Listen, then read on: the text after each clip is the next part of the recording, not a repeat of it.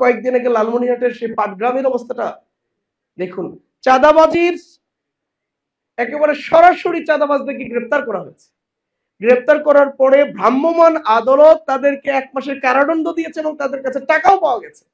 রাতের বেলা তাদের সঙ্গী সাথীরা, ওই দলের নেতা কর্মীরা এসে থানা ভাঙচুর করে আসামিদিকে ছিনতাই করে নিয়ে চলে গেল।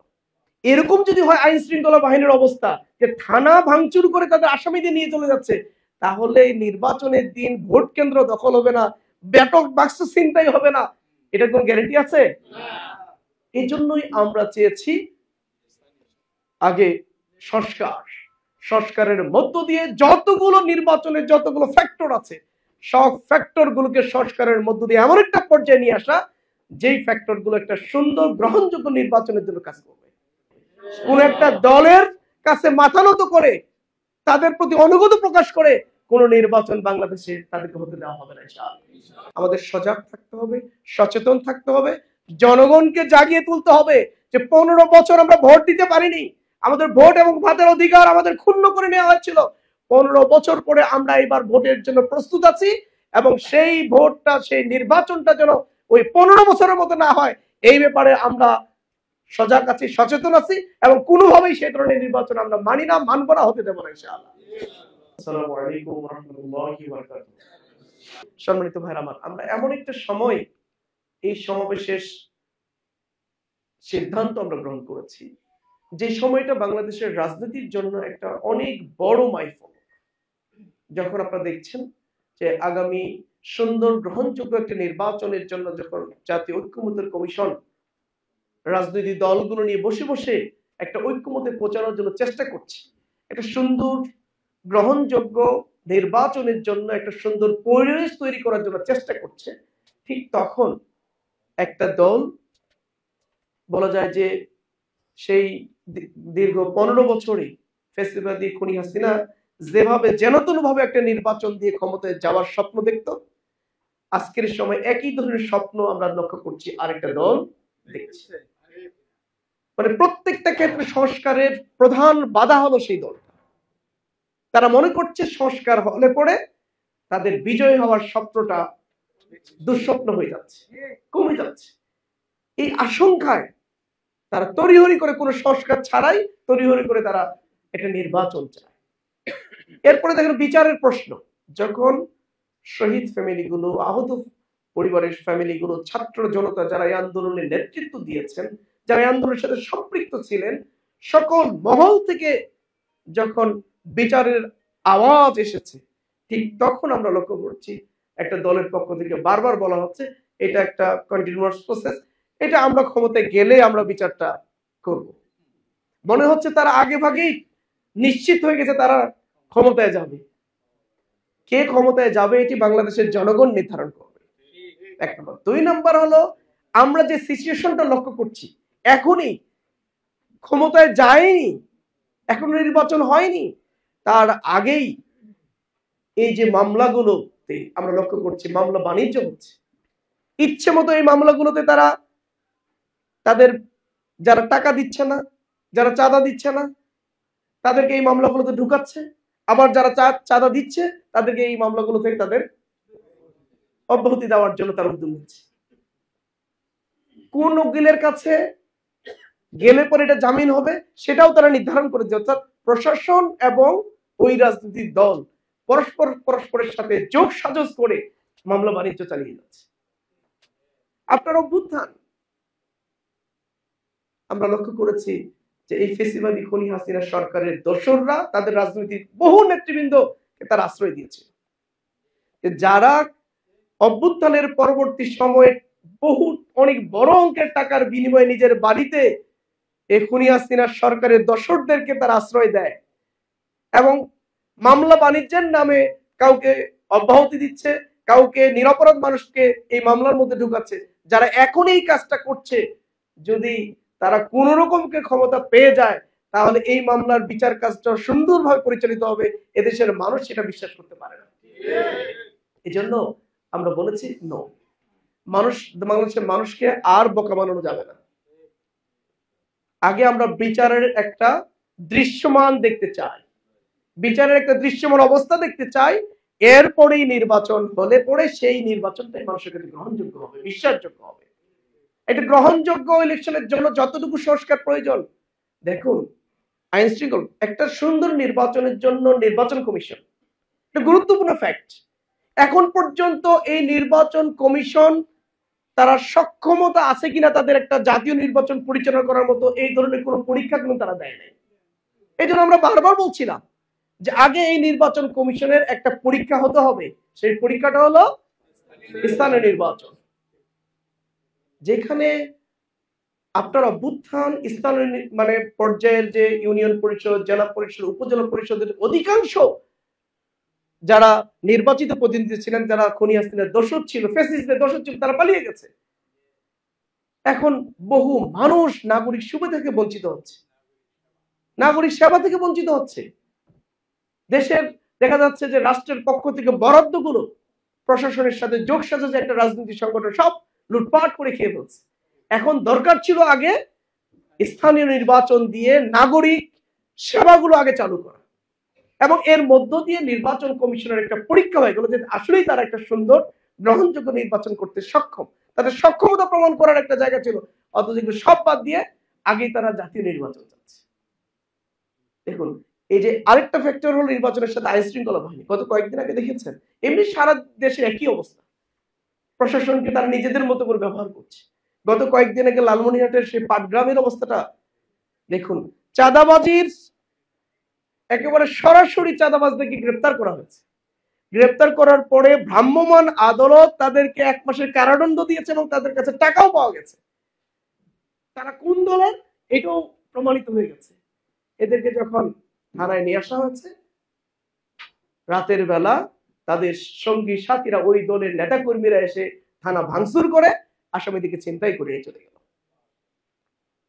এরকম যদি হয় আইন শৃঙ্খলা বাহিনীর অবস্থা, যে থানা ভাঙচুর করে তাদের আসামিদের নিয়ে চলে যাচ্ছে, তাহলে নির্বাচনের দিন ভোট কেন্দ্র দখল হবে না, ব্যাপক বাক্স ছিনতাই হবে না, এটার কোন গ্যারান্টি আছে?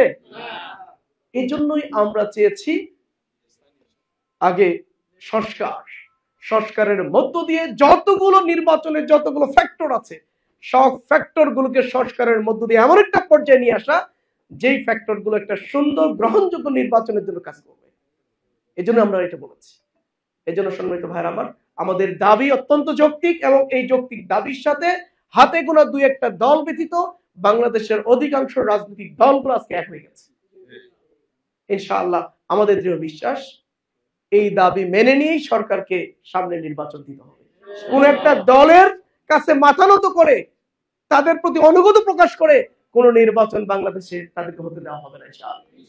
এই জন্য সম্মানিত ভাইরা আমার, আমাদের সজাগ থাকতে হবে, সচেতন থাকতে হবে, জনগণকে জাগিয়ে তুলতে হবে যে 15 বছর আমরা ভোট দিতে পারিনি, আমাদের ভোট এবং ভাতের অধিকার আমাদের ক্ষুণ্ণ করে নেওয়া হয়েছিল। 15 বছর পরে আমরা এবার ভোটের জন্য প্রস্তুত আছি, এবং সেই ভোটটা, সেই নির্বাচনটা যেন ওই 15 বছরের মতো না হয়, এই ব্যাপারে আমরা সজাগ আছি, সচেতন আছি, এবং কোনোভাবেই সেই ধরনের নির্বাচন আমরা মানি না, মানব না, হতে দেব না ইনশাআল্লাহ। এই জন্য সম্মানিত ভাইরা আমার, আগামীর এই সমাবেশ থেকে এই ঘোষণাগুলো আসবে খুব শক্তভাবে। শুরু হয়েছে চরমোনাইয়ের সমাবেশের মধ্য দিয়ে এই আওয়াজগুলো গেছে, এবং ওই আওয়াজ যাওয়ার পর থেকে কিন্তু দেশের রাজনৈতিক অঙ্গনে তোলপাড় হয়ে গেছে। এরপরে জামাতের সমাবেশ হবে, এরপরে পর্যায়ক্রমে আরো কিছু রাজনীতি দলের সমাবেশ, মহাসমাবেশ হবে। প্রত্যেকটা সমাবেশের একই দাবি থাকবে আমাদের। আমরা 7টা যে দাবি করেছি, বিচার, সংস্কার, পেয়ার পদ্ধতি, আমাদের প্রবাসীদের ভোটাধিকার নিশ্চিত করা, আহত পঙ্গুত্ব বরণকারী শহীদ ফ্যামিলিগুলোর পুনর্বাসন, এবং জুলাই সনদ বাস্তবায়ন, এই 7টা দফা নিয়ে আমরা আন্দোলন শুরু করেছি। ইনশাআল্লাহ এই দফাগুলোর বাস্তবায়ন হলেই তবেই একটা সুন্দর গ্রহণযোগ্য নির্বাচনের পরিবেশ হবে, এবং সেই নির্বাচনে সবাই অংশগ্রহণ করবে ইনশাআল্লাহ। আমরা যেন তেন ভাবে কোনো নির্বাচন বাংলাদেশে আর হতে দেব না, কোনোভাবে এটা মানা হবে না। ইতিমধ্যে মানে ওনারা এটা বর্তমান যে মানে অন্তর্বর্তীকালীন সরকার, এটা তাদের জন্য একটা বড় ব্যর্থতা যে তারা এই জায়গায় ক্ষমতায় কিন্তু তারা আসে নাই, তাদেরকে এখানে বসানো হয়েছে। সারা বাংলাদেশের আহত শাহাদাত বরণকারী পরিবারগুলোর বড় দায়িত্ব হচ্ছে তাদের উপরে, কিন্তু আমরা লক্ষ্য করেছি তারা এই দায়িত্ব পালন করতে ব্যর্থ হয়েছে।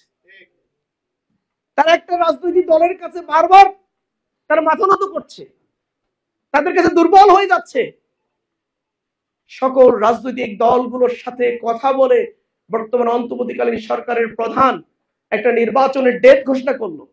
আবার এখান থেকে লন্ডনে গিয়ে শুধু একটা দলের সাথে কথা বলে আবার সেই নির্বাচনের ডেট পরিবর্তন করে ফেললো। এটা বাংলাদেশের বাকি রাজনৈতিক দলগুলোর সাথে একটা তামাশা হয়েছে। এর দ্বারা তারা প্রমাণ করেছে যে আসলে বর্তমান অন্তর্বর্তীকালীন সরকার নিরপেক্ষ নয়। তারা একটা রাজনৈতিক দলকে একটু বেশি সুবিধা দেওয়ার চেষ্টা করছে। আমরা তীব্র প্রতিবাদ জানিয়েছি এবং দেশের অনেকগুলো রাজনৈতিক সংগঠন এর প্রতিবাদ জানিয়েছে। আমরা বৈঠককে অ্যাপ্রিসিয়েট করেছিলাম যে এই ধরনের বৈঠক হইতেও পারে, কোনো সমস্যা নেই। বাংলাদেশে যেহেতু উনি বাংলাদেশে নাই, উনি দেশের বাইরে আছে, ওনার সাথে বসতেই পারেন, ডায়লগ হতেই পারে। কিন্তু উনার সাথে বৈঠকে একটা সকল রাজনৈতিক দলগুলোর সাথে বৈঠকের পর একটা সিদ্ধান্ত হলো, এই সিদ্ধান্ত একটা দলের সাথে কথা বলে চেঞ্জ হয়ে যাবে, এটা দেশের মানুষ গ্রহণ করতে পারে। এজন্য এটারই প্রতিবাদ আমরা করেছিলাম। এটা অনেকে ভুল বুঝিয়েছে যে তারেক জিয়ার সাথে মিটিং করাটা আমরা নাকি পছন্দ করি নাই। আমরা ওইটাকে বলি, আমরা বলেছি ওটাকে অ্যাপ্রিসিয়েট করেছি, কিন্তু আমরা বলেছি যে একটা দলের সাথে কথা বলে কেন নির্বাচনের ডেট পরিবর্তন করা হলো, আমরা এটার প্রশ্ন তুলেছি। আমরা প্রশ্ন তুলেছি সরকার একটা রাজনৈতিক দলের সাথে যৌথভাবে প্রেস ব্রিফিং কেন করলো? এটা তো বাংলাদেশের কালচার না। এর দ্বারা তারা আসলে তাদের নিরপেক্ষতারাই প্রশ্নবিদ্ধ করে তুলেছে। এই জন্য তাদেরই উচিত হবে এখন, তারা যে নিরপেক্ষ এটা তাদেরকে প্রমাণ করতে হবে। তাদের দায়িত্ব হলো জুলাই সনদ দ্রুত সময়ের ভিতরে ঘোষণা করা।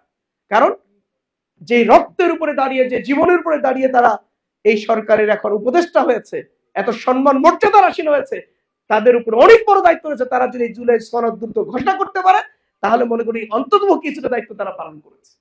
বিচার কার্যটা যদি তারা একটা পর্যায়ে নিয়ে যেতে পারে তাহলে মনে করি তারা কিছুটা দায়িত্ব পালন করেছে।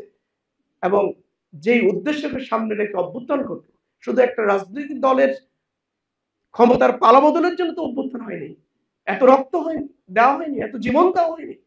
মূলত একটা নতুন বাংলাদেশের স্বপ্ন, একটা নতুন রাজনৈতিক বন্দোবস্তের জন্য পুরাতন রাজনৈতিক যে কালচার গুলো ছিল বিগত সময় সবগুলোকে ভেঙে চুরমার করে দিয়ে একটি সুন্দর বাংলাদেশের জন্য যে ধরনের সুন্দর রাজনৈতিক বন্দোবস্ত দরকার, যে বন্দোবস্তের মধ্য দিয়ে আর কোন রাজনৈতিক শক্তি ফ্যাসিস্ট হওয়ার সুযোগ পাবে না, এই ধরনের একটি নতুন রাজনৈতিক বন্দোবস্তের জন্যই আন্দোলন, অভ্যুত্থান, জীবন, নতুন বাংলাদেশ, নতুন স্বাধীনতা।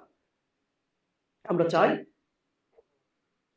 বর্তমান সরকার সংস্কারের মধ্য দিয়ে সেই জায়গায় পৌঁছে দিবে, দেশের মানুষের সেই প্রত্যাশা পূরণ করবে ইনশাআল্লাহ। আসুন সম্মানিত ভাইরা আমার, আমরা আর সময় নিচ্ছি না। আগামী 19 তারিখ বাংলাদেশের ইতিহাসে জামাত ইসলামীর যে ঐতিহাসিক জাতীয় সমাবেশ, এই জন্য আমরা মহাসমাবেশও বলিনি। মহাসমাবেশ হয় হলো একটা দলের নিজস্ব, তাদের শুধু নিজস্ব মহাসমাবেশ, সমাবেশ থেকে মহাসমাবেশ, অর্থাৎ সারা বাংলাদেশে তাদের নিজেদের লোক নিয়ে হলো। কিন্তু আমরা বলছি জাতীয় সমাবেশ, এটি সকল মানুষের সমাবেশ, দেশের আপামর জনতার সমাবেশ হবে এটি ইনশাআল্লাহ।